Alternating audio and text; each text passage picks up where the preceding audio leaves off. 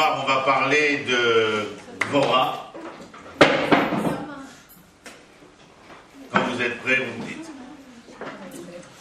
On va parler de Dvorah, juge et prophétesse, femme et mère, comme on va le voir. Vous savez combien je tiens à rester autour du sujet biblique, puisque c'est là que le bas blesse, comme nous l'avons déjà explicité. Et pourquoi choisir Dvorah? Bien, je vais vous livrer mon secret. Nous sommes au mois de Shvat, d'accord? Et dans ce mois de Shvat, eh bien, il est question de la sortie d'Égypte dans la Sidra hebdomadaire. Et puis, au cours des pérégrinations de la sortie d'Égypte, eh bien, nous avons été confrontés à un des moments les plus difficiles que j'ai l'habitude de nommer comme étant un véritable dilemme cornélien. Pourquoi? Eh bien parce que nous nous sommes trouvés coincés entre la peur de mourir par l'épée et la peur de mourir noyé. Aussi, entrepris par une émotion cruelle, nous nous tournèrent vers Moshe afin que celui-ci intervînt auprès de l'Éternel, Dieu d'Israël. On se croirait chez Cécile B2000. Et il intervient auprès de l'Éternel et lui demanda, en conséquence de leur imploration et de leur prière, eh bien, de faire quelque chose pour les sortir de ce dilemme. Laissons Corneille de côté. Et là, la réponse de l'Éternel, elle est extraordinaire. Mais elle est extraordinaire aussi pour le cours que nous allons étudier ce soir. Lorsque Moshe vient implorer l'Éternel, l'Éternel lui répond ceci. Je vous demande d'écouter et surtout, comme disait mon prof, d'en prendre de la graine. Il lui répond « Ma titzak elai, daber el bnei Israël, vaïsaou » Réponse de l'Éternel traduite dans le langage de Molière. Que viens-tu m'implorer maintenant? Parle aux enfants d'Israël et qu'ils se mettent en marche.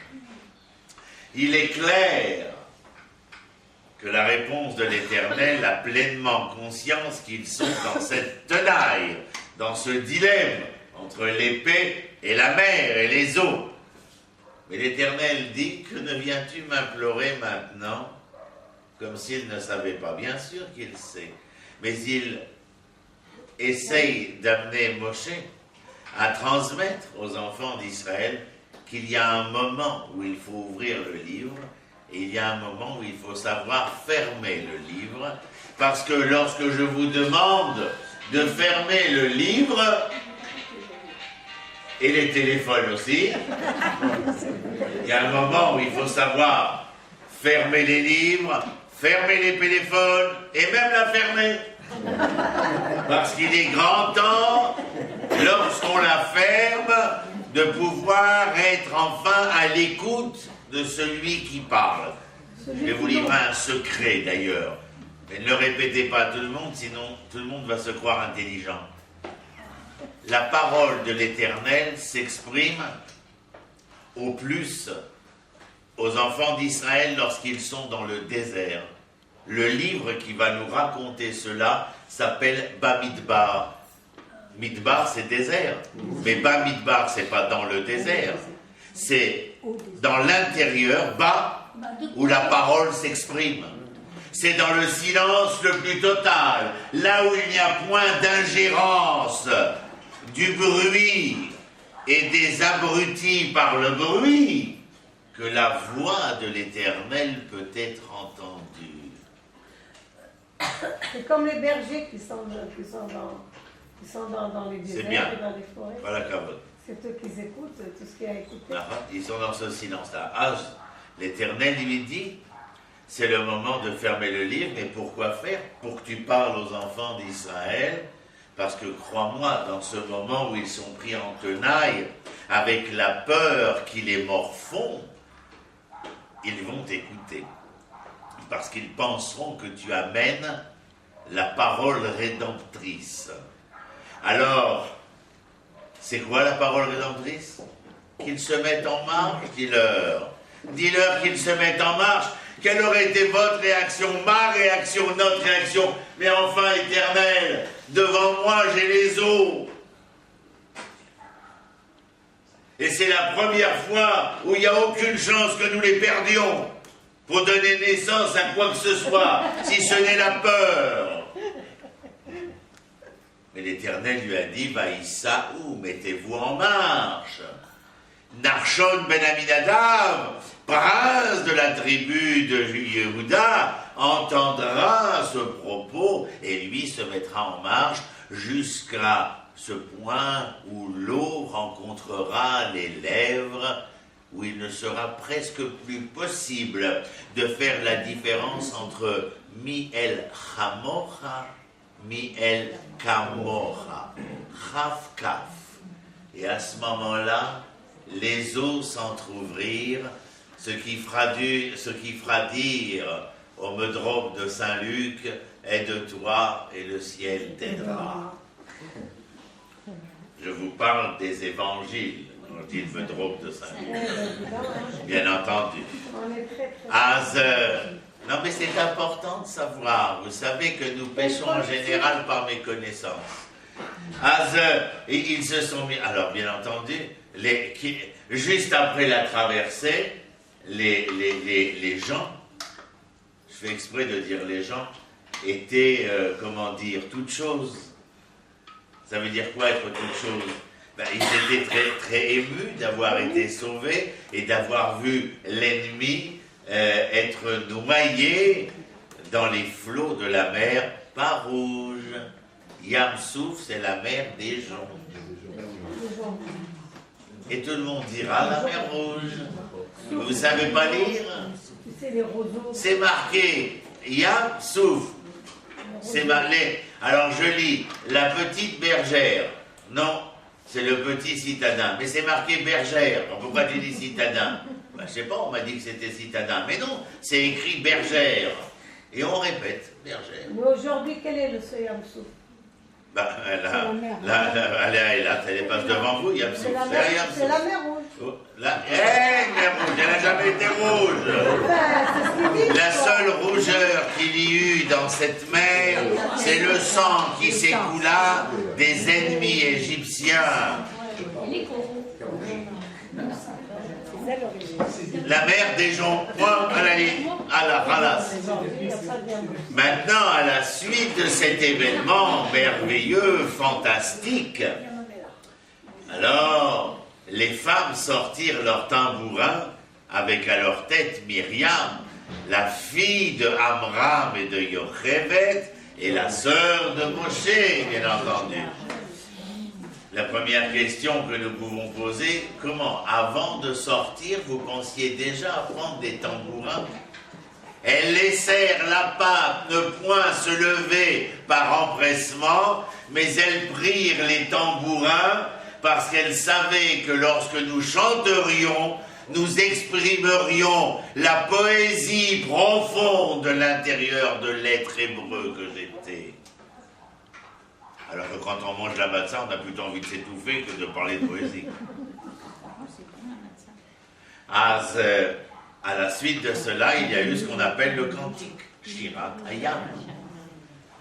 Celles qui ont chanté en premier, ce sont les femmes.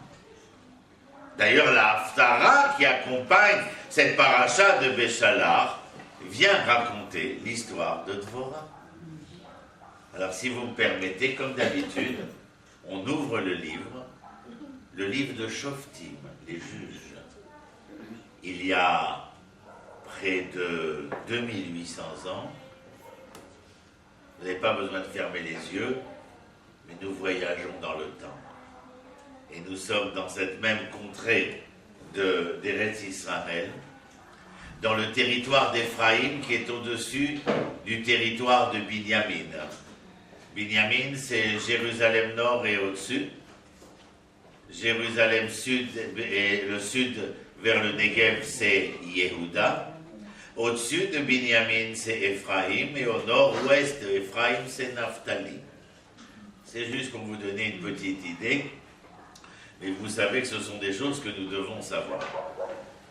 Et de la même manière que Myriam a engagé les femmes dans ce cantique, qui sera ensuite émis par Moshe, Az Yashir Moshe. Mais la Haftara de Parashat Beshalach, c'est Dvorah. Qui était-elle? D'où venait-elle? Où allait-elle? C'est ce que nous allons essayer de voir. Je vous lis, je traduis, j'explique. Ça se trouve dans le livre de Shoftim. Le livre de Shoftim se trouve juste après le livre de Yehoshua. Josué en pathos. Josué, Yehoshua est juste après les 5 livres, comme disait le Pentateuque. Chamisha Chumshe Torah. Après les livres de Torah, nous avons les livres de Nevi'im. Après les livres de Nevi'im prophétiques, nous avons les hagiographes. Yehoshua et Shoftim se trouvent dans les livres des prophétiques. Maintenant, Shoftim, ce sont des juges.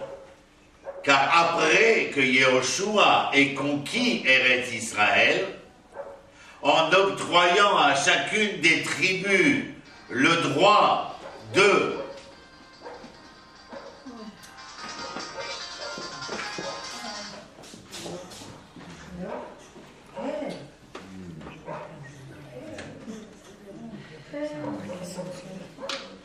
Il n'y avait pas de téléphone à la sortie d'Égypte. Non, mais je pense à chaque fois. Parce que sinon, Je pense à. Ah ben ils n'auraient même pas été là, ils ne seraient pas sortis parce qu'on les appelait à ce moment-là. Ils préféraient crever en Égypte dans les camps de la mort plutôt que de sortir. Mais quand je pense toujours à la prophétie de Daniel qui nous dit, au moment où il viendra pour rédempter le monde, l'humanité, il sera Ani Verochev al-Chamor. Ce sera le pauvre qui viendra, le Messie sera un être pauvre qui chevauchera un âne. Excusez-moi, je ne sais pas comment on dit chevaucher un âne. Un âne, je ne sais pas. Enfin, il sera sur l'âne et il viendra. Et nos sages ont dit, mais pourquoi pauvre étant sur un âne? Il dit, mais parce que toute leur existence, les pauvres, ont été chevauchés par l'âne, quand l'âne Chamor voulait dire Homer, la matière. Alors, sommes-nous les objets de la matière ou les sujets de la matière? Excusez-moi de vous le dire, nous sommes les sujets de la matière, les objets de la matière, parce que nous sommes esclaves de la matière qui nous entoure. Et si nous ne sommes pas capables à certains moments de savoir dire, de fermer le livre pour s'engager, Az Dvorah est donc de l'époque des juges. Qu'est-ce que cette époque a de particulier? La conquête n'a pas été terminée par Yehoshua. Chaque tribu s'est installée et chacune des tribus essaye de s'auto-gérer. Il n'y a pas de roi en Israël. Les juges vont gérer chacune de ces tribus, quelquefois 2 tribus, 3 tribus, ou comme Dvorah, 6 tribus. Pour quelle raison ces juges apparaîtront? Eh bien parce que les tribus seront, craintives des voisins qui sont hégémoniques, qui s'appellent Moab, Édom, Ammon, Canaan, et qui leur cherchent des noises. Mais pas par hasard. Durant toute l'histoire des juges, ce sera une véritable musicalité. Les enfants d'Israël péchèrent, alors un peuple se leva qui vient contraindre Israël. Les enfants d'Israël implorèrent l'Éternel, et un juge se leva qui les sauva, et la terre d'Israël reposa pendant 40 ans. Entre le chien et la voix, c'est clair aujourd'hui.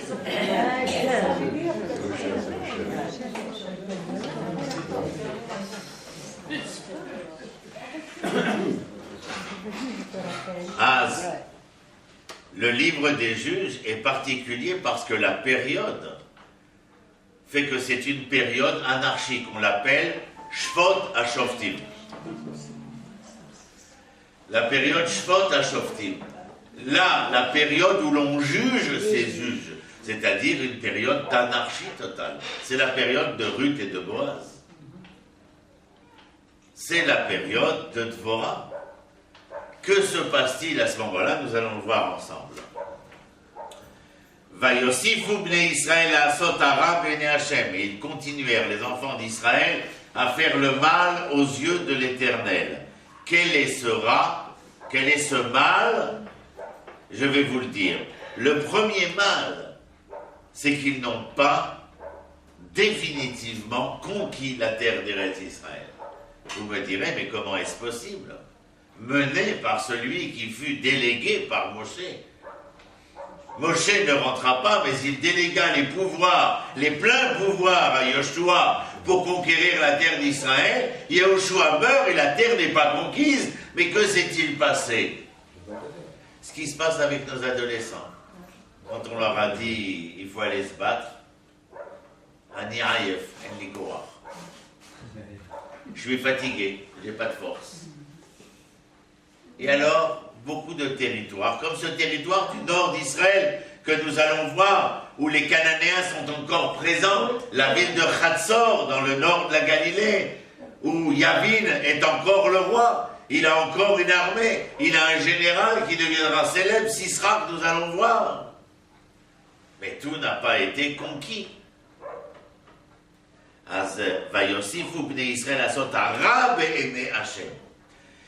Faire le mal aux yeux de l'Éternel, premièrement, c'est de ne pas avoir conquis la terre d'Israël en entier. Et deuxièmement, c'est le Avodah Zara. Nous l'avons vu ensemble. Qu'est-ce que Avodah Zara? Raouda, on répète. Avodah Zara, c'est le travail qui est étranger. À qui? À moi. Un travail qui m'est étranger. Ça veut dire quoi? Ça veut dire aller s'abreuver à des puits étrangers lorsque j'ai soif. Et je n'assouvirai jamais ma soif, étant donné que je m'abreuve à un puits qui m'est étranger. Chacun a la juste nourriture qui est la sienne. Et cette nourriture possède en elle-même les protéines, les calories, les éléments nutritifs qui sont nécessaires à l'être vivant. Mais si jamais on venait à manger autre chose, il est bien évident, comment dit-on aujourd'hui? Oh, les légumes et les fruits ne sont tellement plus ce qu'ils furent, qu'il est normal que nombre de maladies se soient éveillées à notre époque. Parce qu'on mangeait des légumes et des fruits, c'est pas si ridicule que ça. Alors que les légumes, ouais, il faut penser que tous les produits chimiques qui sont mis sur les agrumes, les insecticides qui sont mis n'existaient pas.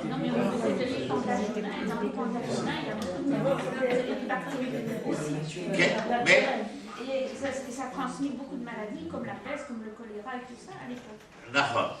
Mais il y a aussi aujourd'hui, bien entendu, on ne peut pas revenir sur le fait que toute la science est bien d'accord pour dire que ce que nous mangeons aujourd'hui est bien loin d'apporter ce que nous avons besoin et qu'elle cause énormément de dommages. Prenez simplement l'aluminium que nous utilisons tous les jours. C'est la guerre.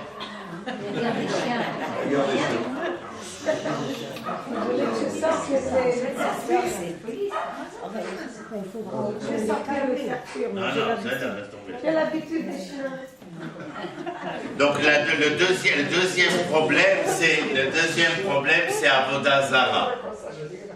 C'est pas Avodah Zara, ce n'est pas simplement aller adorer la pierre et le bois. C'est aussi ne pas aller à la rencontre de soi et de choisir pour se libérer d'aller à la rencontre d'autrui plutôt que de soi. Zé Avodah chez Izara Lecha, un travail qui t'est étranger. Vaim kerem Hashem beyad Yavin melech Canaan, Hashem malach bechatzor. Et Dieu les vendit à Yavin, qui était le roi de Chatzor, qui est en haut de Galilée, vous pouvez le voir, c'est que la ville de Chatzor a été découverte par un de nos grands généraux archéologues célèbres, Yigal Yadin, Zechono Livracha. Et cette ville a été mise à jour. C'est une ville cananéenne la plus importante qui était mise à jour à l'époque contemporaine.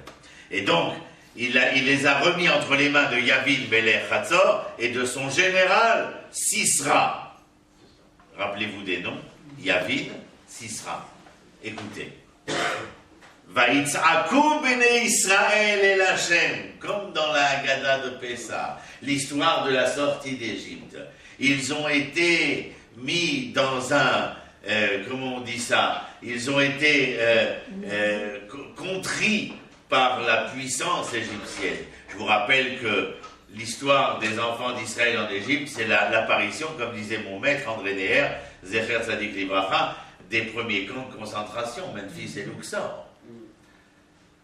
Il y a ceux qui accepteront de vivre à l'égyptienne, mais il y a ceux qui, ne vivant pas à l'égyptienne, seront parqués.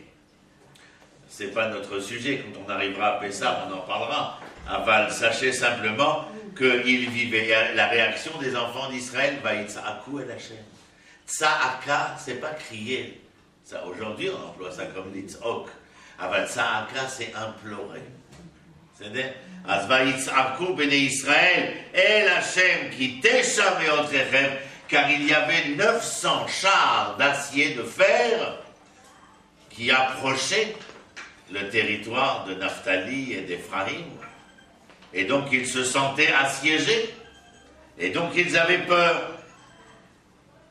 Et pendant combien de temps? Eh bien pendant 20 ans, Yavin a pas mis le siège, mais a oppressé. C'est-à-dire que si pendant 20 ans, il y avait 900 chars d'acier aux portes d'Éphraïm et de Naphtali, eh bien il y avait comme une sorte de guérilla contre Naphtali et Éphraïm. Et bien entendu que le but était d'essayer de reconquérir de ces territoires que Yahushua avait permis de conquérir et d'octroyer aux enfants d'Israël. Et la voilà. Udvora, Isha Nevia, Eshet Lapidot, I Shofeta et Israël, Ba'et Abi. Dvora, Isha Nevia. La première chose que nous remarquons, c'est que d'habitude nous avons des Nevi'im. Mais ici, il est question de Isha Nevia. Isha Nevia, elle est la femme prophète et donc prophétesse. Je vous rappelle déjà que Nevia, Zeniv P. Hashem, celui qui est le porte-parole de l'Éternel, il n'est rien par lui-même, si ce n'est qu'il porte la parole de l'Éternel. Zenavi. Isha, ici, c'est pour venir nous faire entendre, bien entendu, toute la particularité que cette femme a en tant que femme et qui va servir la prophétie. Quelle est la particularité de la femme? Bidiouk. Elle est bina. Bina, ça veut dire intuitive. Non. Intuitive, bina. L'homme est chokhma, qui est un degré inférieur à la bina. Mais chokhma, c'est pas l'intelligence ou la sagesse. Chokhma, les lettres qui composent le mot chokhma explicitent la chokhma. Chokhma, c'est koachma, la force du quoi. Les hommes verront des nuages noirs et diront, tiens, qu'est-ce?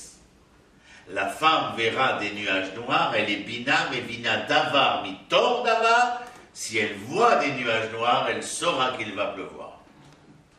J'ai simplifié au maximum.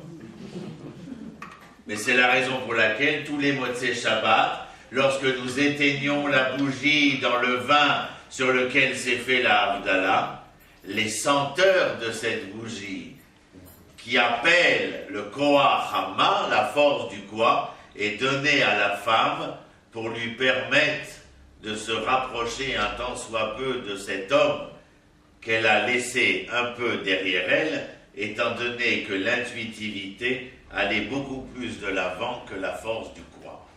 Et c'est afin de pouvoir créer cette osmose entre l'homme et la femme que nous donnons cette bougie à respirer aux femmes simplement parce qu'elles sont, ces senteurs, ces effluves sont significatifs du Koachma. Top, c'est Kabbalah Zemashwara. Udvora Ishanevia. Alpidibo, je vous l'ai dit, parce qu'elle parle. Ensuite, il est écrit Échet Lapidote. Alors, plusieurs explications. Elle est la femme d'un homme qui s'appelle Lapidote? Peut-être. D'autres nous ont proposé qu'elle était la femme qui faisait les mèches, lapide, pour que son mari les emmène au temple et qui était à Shiloh, car Jérusalem n'existait pas. Je vous le rappelle, le temple est à Shiloh. Et alors on dit, et alors qui était son mari? Certains nous proposeront celui que nous allons découvrir, qui va devenir le général de l'armée israélienne dans la guerre que va entamer Dvorah, qui s'appelait Barak ben Abinoam. Voilà, deux explications. Mais il y a une autre explication qui ne va pas nous dire avec qui elle était mariée, mais qu'elle était mariée. Car le mot Échet Lapidote vient nous faire entendre de ces relents de ce que Shlomo a appelé Échet Chaïm. Et c'est parce qu'elle était la femme de. Et nous venons de comprendre et d'entendre ici qu'elle était prophétesse, qu'elle était mère et qu'elle était femme. Et nous allons voir qu'elle est autre chose encore. Il est écrit ici Udvora Isha Nevia, Eshet Lapidot, Ishofta et Israël. Et elle était juge en Israël. Prophétesse, femme, mère et juge. La Gemara, le Talmud nous dit, mais comment une femme pouvait-elle juger? Alors qu'à propos de la femme, nous disons, Kol Kvoda Bat Meler Pnima. La grandeur et le respect et l'honneur de la femme n'est que dans le fait qu'elle est toute intérieure. Elle est dans l'intérieur et elle est très intérieure. Alors, la Gemara nous dit dans la Maseret Baba Kama, elle nous dit, la femme peut être juge, c'est-à-dire avoir des fonctions politiques, si le peuple lui accorde le pouvoir ou si le peuple désire qu'elle ait ce pouvoir. Raison pour laquelle Madame Golda Meir sera élue Premier ministre de l'État d'Israël. Aujourd'hui, nous avons Le peuple à la Knesset qui a 6 enfants. 8, 10. Ah, oui. Pourquoi tu dis politique et pas juridique? Parce que le chauffet à cette époque-là est un pouvoir politique. Lorsque nous disons à l'époque où Shfot à Shoftim, où on juge ses juges, et j'ai dit, le mot que j'ai employé, c'est que c'est une époque anarchique. Et l'anarchie est un manque de règles politiques. Et ces femmes, ces hommes comme Ehud Ben Gera, comme d'autres, comme un célèbre que tout le monde connaît, où Hollywood en fera des fioritures cinématographiques, Simpson et Dalila, etc. Ce sont des hommes qui viennent régler ici l'événement politique de la tribu. C'est-à-dire Udvora Isha Nevia, Eshet Lapidot, Ishofeta et Israël. Et nos sages nous disent donc qu'elle a le droit d'avoir ce pouvoir simplement parce qu'elle est appelée par le peuple. Et nous allons le voir comment. Alors il y a marqué ensuite Be'etaï. En ce moment-là, bon, il est clair que nul d'entre nous n'aurait imaginé que ce soit avant sa naissance ou après sa mort. C'est simplement à cette époque-là. Alors qu'est-ce que ça veut dire? Be'etaï. En ce temps-là où il n'y avait personne pour prendre le pouvoir. J'ai marqué ici En Ish, il n'y avait pas d'homme. Et que disent nos sages? Efo chez En Ish, Tishtadel liot Ish, Avalgam Isha. Là où il n'y a pas d'homme, tu dois essayer d'être toi l'homme. Mais ici, c'est l'homme philosophique avec un grand H. Là où il n'y a pas de l'être humain, il faut que tu sois toi l'être de cet humain-là. Et c'est parce qu'il n'y avait personne. Et pour quelle raison y a-t-il personne? Parce qu'il y a une Khulshat Lalit.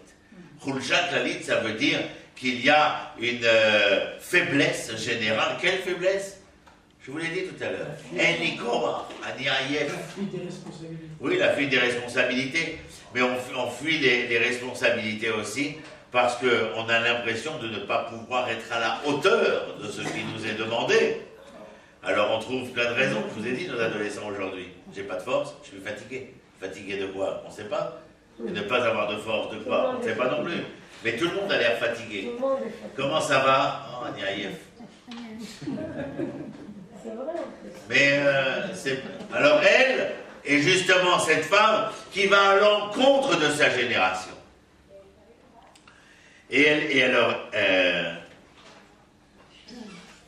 Be'eta'i, ve'i yoshevet tachat tomer dvora. Quel était le lieu où était assise Dvorah? C'est le lieu très célèbre. Là, Elle est assise sous un palmier. Mais on n'a pas dit tachat adekel. On a dit tachat tomer. Tomer, c'est Tamar. Elle est la prophétesse, elle est la juge, elle est la mère, elle est la femme. Mais parce qu'elle est mère et femme, elle ne peut recevoir dans son logis ceux qui viennent être jugés ou entendre la prophétie. Parce que si tout son honneur se trouve dans l'intérieur de l'être qu'elle est et dans l'intérieur de son logis, alors nos sages disent que Déborah était un être sanoua, pudique. En bon français, nous dirons qu'elle était assise sous l'arbre parce qu'elle était de ces êtres où la pudibonderie était importante.